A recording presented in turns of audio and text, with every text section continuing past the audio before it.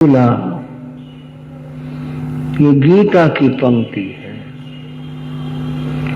गीता का वचन है। इस वचन में कहा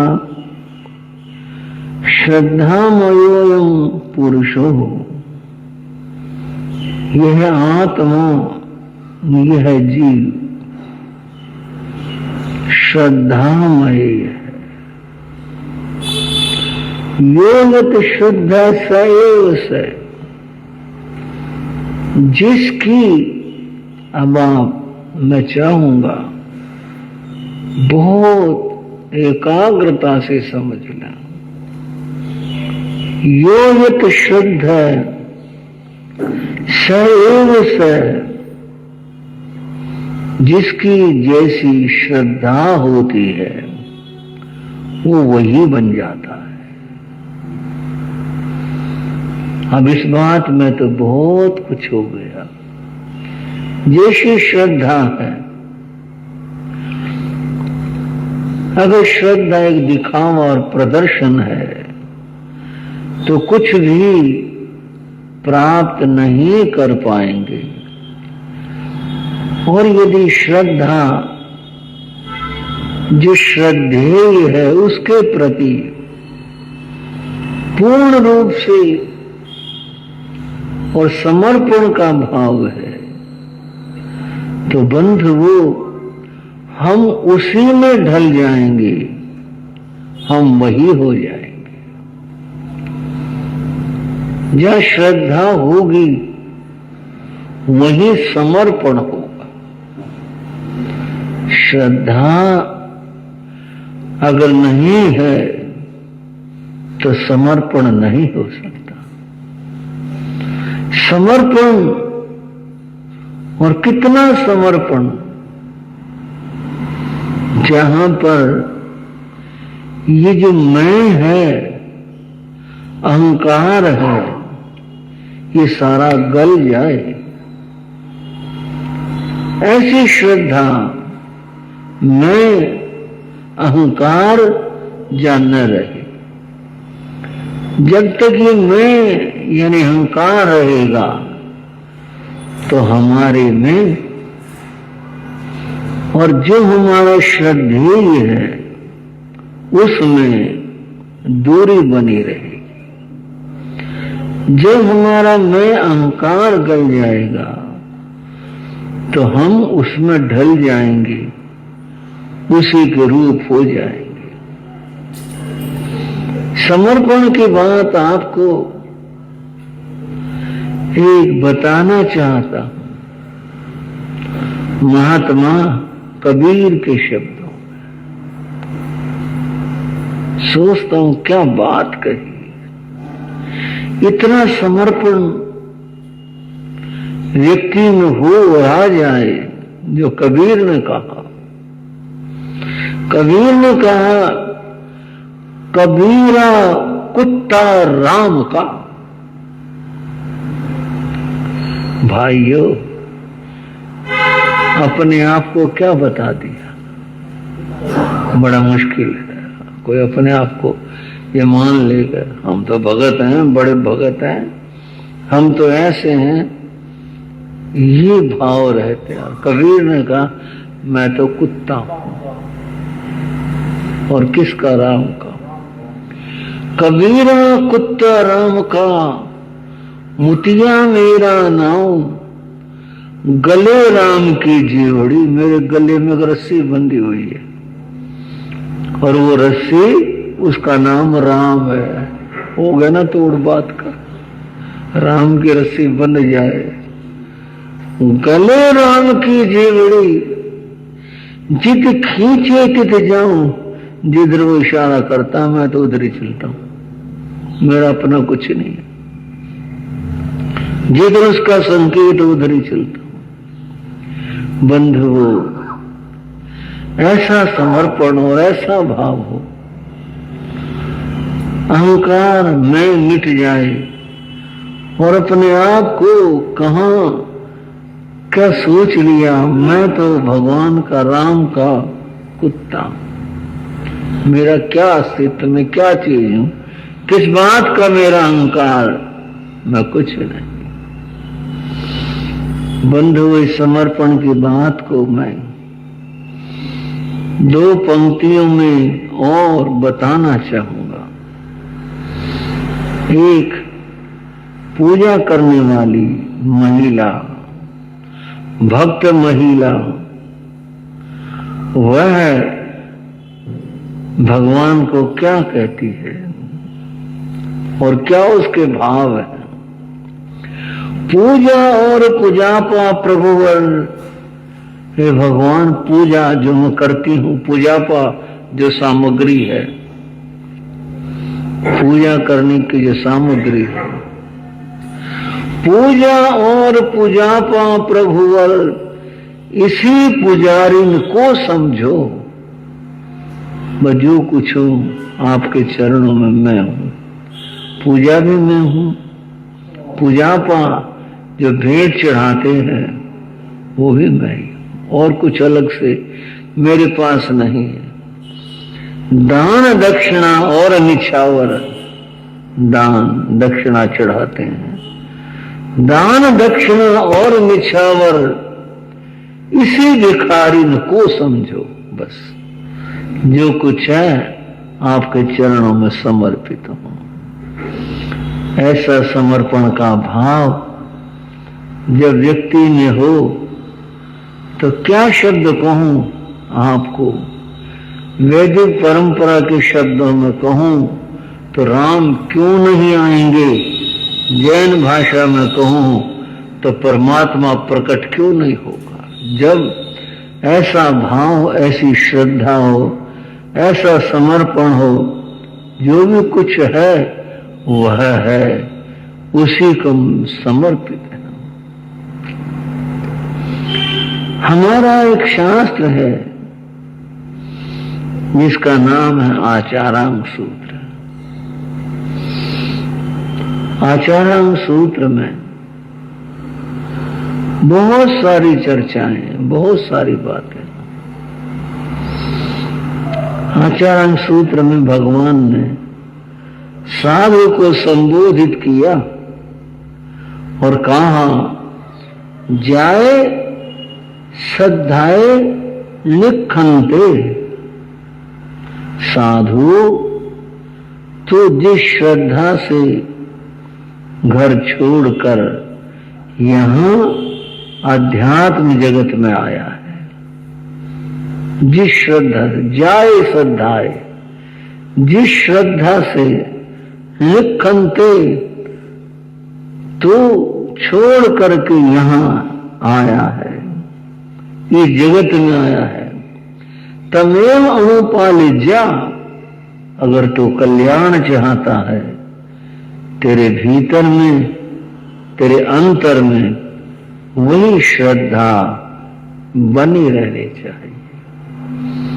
किसी और बात से तो विचलित न हो, श्रद्धा से किंचित भी इधर उधर न हो, अपने अंतर में, अपने हृदय में उसी श्रद्धा के साथ संजोते हुए संयम का तो पालन कर।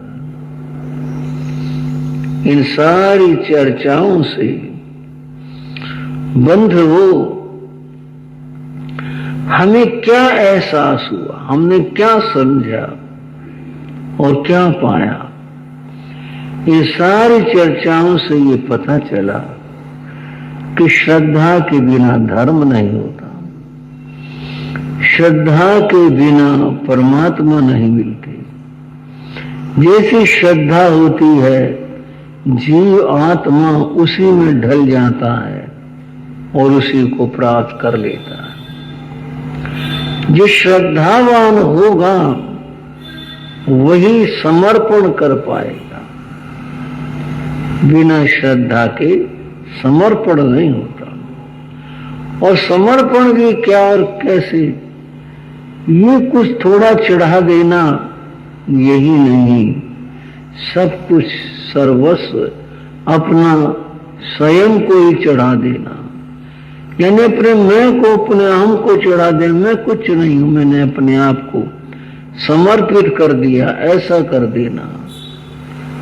ये जो समर्पण है, यह श्रद्धावान में ही उत्पन्न होता है, वैसे ये समर्पण आ नहीं पाता।